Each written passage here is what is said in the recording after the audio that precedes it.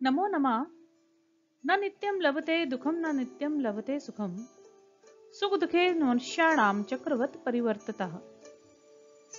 अर्थात किसी मनुष्य के जीवन में सुख या दुख सदैव बना नहीं रहता है। मनुष्य के सुख और दुख चक्र के समान घूमते रहते हैं।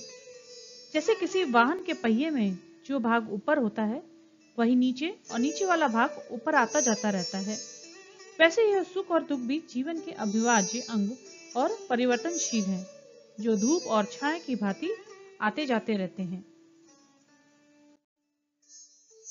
चंद्र से चमत्कृति, चंद्र का चमत्कार। कश्चित महापद्मनंदा नाम नृपहासीत। कोई महापद्मनंद नाम का राजा था। तस्य महामात्यस्य नाम शक्तारा आसीत, और उसके मंत्री का नाम शक्तार था। एकदा सा मगध नरेशा कुपितं भूत्वा तम शक्तारम तस्य परिवारेण सह कारागृहे स्थापितवान। एक बार राजा ने क्रोधित होकर महामंत्री और उसके परिवार के साथ कारागृह में डाल दिया। तस्य भार्या पुत्रा च कारागृहे एव मृता। उसकी पत्नी और पुत्र कारागृह में ही मर गए। अनंतरम स तदा पुनः उपमहामात्यस्य पदम अलंकृतवान। बाद में वह तब फिर से उप महामंत्री के पद पर सुशोभित हुआ। यदा सा राजा तम पुनः आहुतवान। जब उस राजा ने उसको फिर से बुलाया। चाणक्य अपि नंदेन अपमानिता एका संस्कृत शिक्षिका आसीत। चाणक्य भी नंद से अपमानित एक संस्कृत का शिक्षक था। सा एव चंद्रगुप्तम शिक्षितवान। उसने ही चंद्रगुप्त को शिक्षित किया था। यदा राजा राज्यस्य ब्राह्मणान आहूतवान। जब राजा ने राज्य के ब्राह्मणों को बुलाया। तदा नंदा चाणक्यम दृष्ट्वा तम क्रोधेन प्रदाडितवान अपमानितवान च। तब नंद ने चाणक्य को देखकर उसको क्रोध से प्रताड़ित किया और अपमानित किया। एतेन अपमानेन स क्रोधितं भूत्वा प्रतिज्ञापितवान। इस अपमान से उसने क्रोधित होकर प्रतिज्ञा की, यावत नंद वंशस्य विनाशम न करिष्यामि। जब तक नंद वंश का विनाश नहीं करूंगा, तावत शिखाम न बंध्यामि। तब तक शिखा को नहीं बांधूंगा या चोटी को नहीं बांधूंगा। एवं निश्चयं कृत्वा सा योगी युवकस्य अन्वेषणाय संकल्पितवान। ऐसा निश्चय करके वह योग युवक के खोज के लिए संकल्पित हुआ। चंद्रा तस्य एव अन्वेषणम आसीत। चंद्र उसका ही खोज थी। यदा चाणक्य चंद्र से बुद्धि कौशलम दृष्टवान। जब चाणक्य ने चंद्र की बुद्धि का कौशल देखा। तदा तस्य मात्रे देव्ये मुराय निवेदितवान। तब उसकी माता देवी मुरा से निवेदन किया, यत् सा चंद्रम नृपरूपेण शिक्षयितुम इच्छति, कि वह चंद्र को राजा के रूप में शिक्षित करना चाहता है। देवी मुरा चंद्रम चाणक्याय समर्पितवती।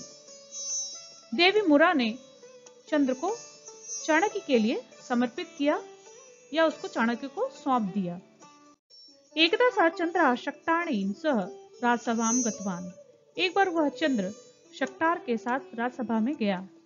तस्मिन् दिवसे कश्चित् नृपः नंदस्य राजसभायाम एकम पंजरस्थं सिंहम प्रेषितवान। उस दिन किसी राजा ने नंद के राजसभा में एक पिंजरे में स्थित शेर को भेजा। एतेन सह एकम पत्रम अपि लिखितवान। इसके साथ ही एक पत्र भी लिखा। अस्ति कश्चित् शौर्येण चातुर्येण च समन्विता शूरा। है कोई शौर्य और चतुरता से समन्वित शूरवीर, यह पंजर भंगम बिना एव सिंगम बहि करिष्यति। जो पिंजरे को तोड़े बिना ही शेर को बाहर करेगा। नृपः नंदः राजसभायां तथैव प्रजा उद्घोषितवान। राजा नंद ने राजसभा में वैसा ही प्रजा को घोषणा की। युष्मासु अस्ति कश्चित्। तुम लोगों में है कोई, यह पंजर भंगम बिना सिंहम बहि कर्तुम शक्नोति। जो पिंजरे को तोड़े बिना ही शेर को बाहर कर सकता है। एतेन प्रश्नेन सर्वे चकिता मौनाः च अभवन्।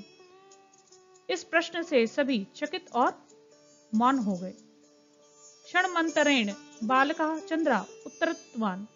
क्षण भर में ही बालक चंद्र ने उत्तर दिया, अहम पंजन भंगम बिना एव सिंघम निष्कास्यामि। मैं पिंजरे को तोड़े बिना ही शेर को निकालूंगा।